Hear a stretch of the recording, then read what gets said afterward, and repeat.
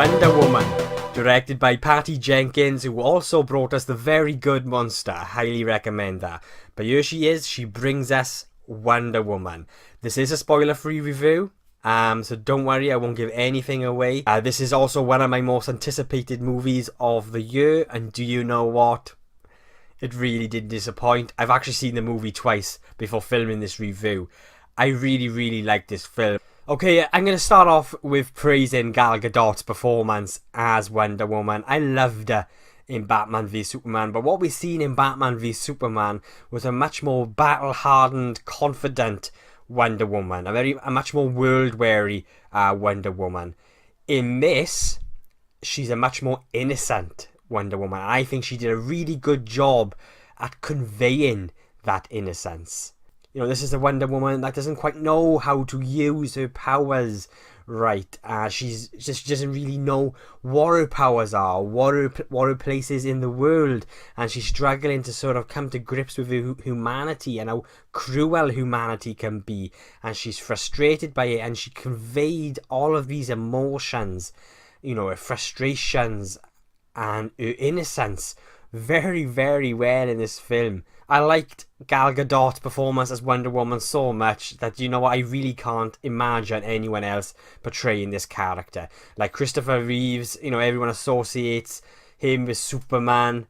Same goes with Gal Gadot for me. She is Wonder Woman, and there are a lot of people out there that are not big fans of her portraying this character.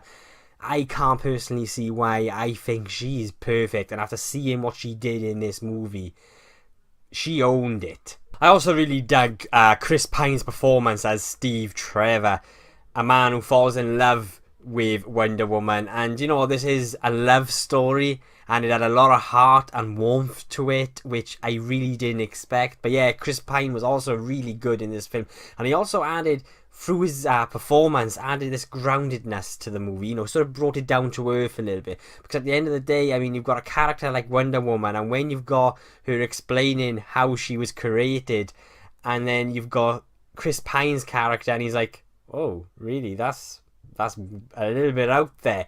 But just because of the way he conveyed himself as his character, it really sort of brought the film down. It grounded the film a little bit. You know, as an origin story, I think this is one of the best origin superhero stories films that I've ever seen. You've got three big action set pieces in this film. One sort of in the beginning of the film, then you've got one in the middle, which is the no man's land scene, which is in the trailers. I was really looking forward to seeing it, and you know what, it actually made me cry. It was such a powerful moment in the film, a powerful scene. Again, you know, it was all helped by Gal Gadot's performance, you know, her frustrations with humans. You know, why are we killing each other? You know, why are we letting people die? And she goes up on that field, and you know what, it really, it sort of it gives you goosebumps. Yeah, the no man's land scene was a very intense and emotional moment within the film, and in a way, for me, it really summed up what this film was all about, and that in a way was hope, and hope for humanity, and that humanity can overcome evil. And it reminded me a little bit of Man of Steel, because I felt, for me anyway, that's what Man of Steel was. That's what the message was within that film, and that was hope, and that humanity can survive. And in a way, that particular moment, that no man's land scene, reminded me of a moment in Man of Steel, which I felt like summed Man of Steel up, and that's the moment where Superman is about to destroy the terraforming machine. And he's there in this sort of gravity well. And then you've got the other shot, which is in the city. And then you've got that other scene then going on at the same time with Perry White's character. And he's trying to get someone out of the rubble, but he can't do it. And instead just holds on to their hand. And if he can't save him, then they're going to go together. And obviously Superman destroys the terraforming machine. But that moment was such an emotional and intense moment. And in it, could see that, you know, there was hope for humanity, and I really liked it. And No Man's Land scene reminded me of that moment. And then you've got the climax, which a lot of people are calling it, or referring to it as being very Zack Snyder-ish.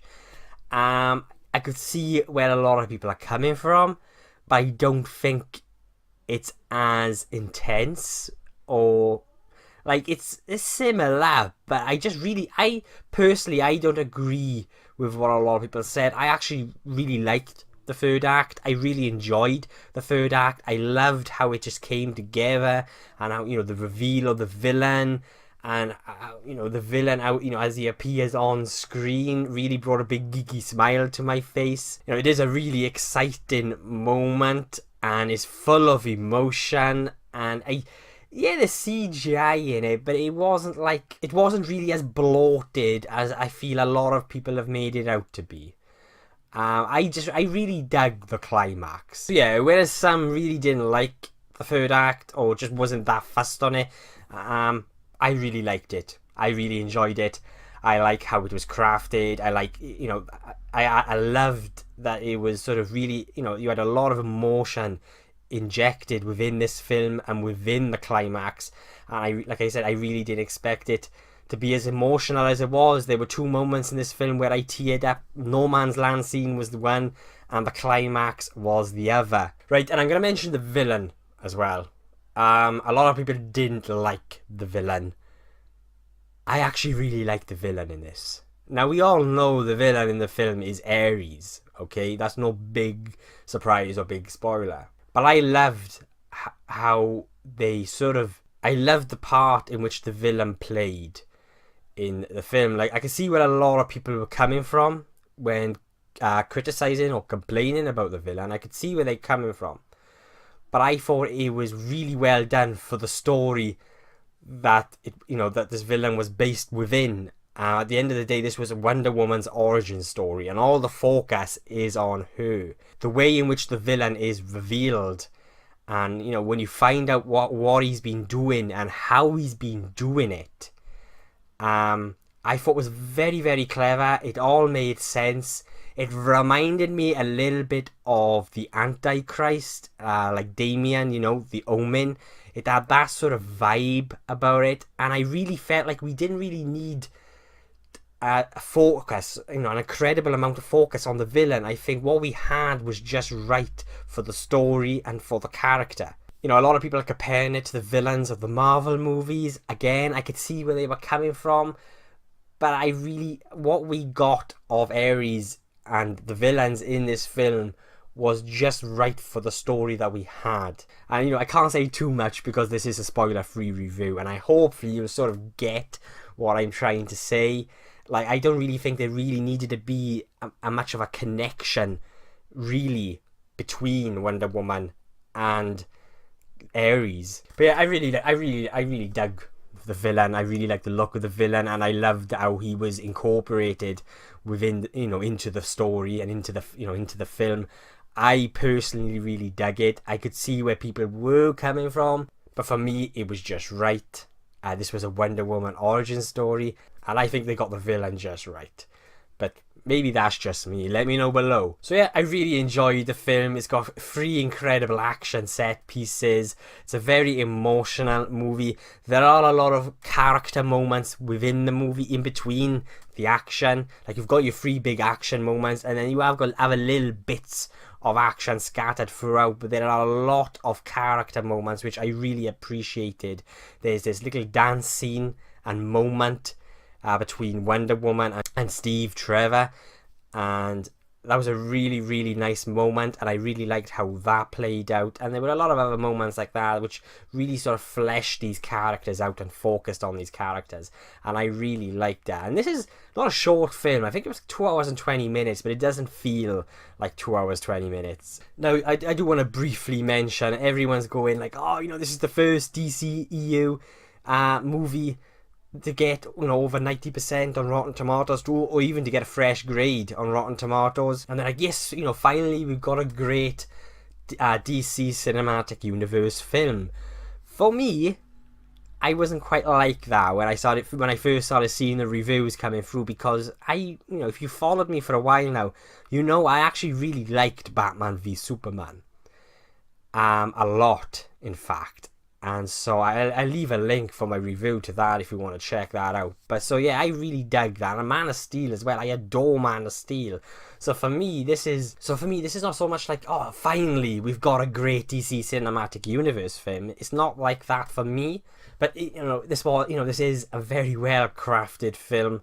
The story is handled very well. The characters are handled very well. The team in which she works with, I really liked all of the characters. The film had a lot of heart, it had a lot of warmth, and a lot of emotion. It was a very good origin film and a very good superhero film. And yeah, I think she did a really good job. And I will be giving Wonder Woman an A.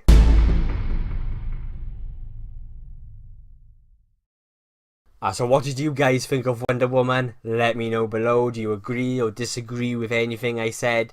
Let me know below. And again, thank you so much for watching. I really do appreciate it. And if you like what you see and you share the same passion, then why not hit subscribe?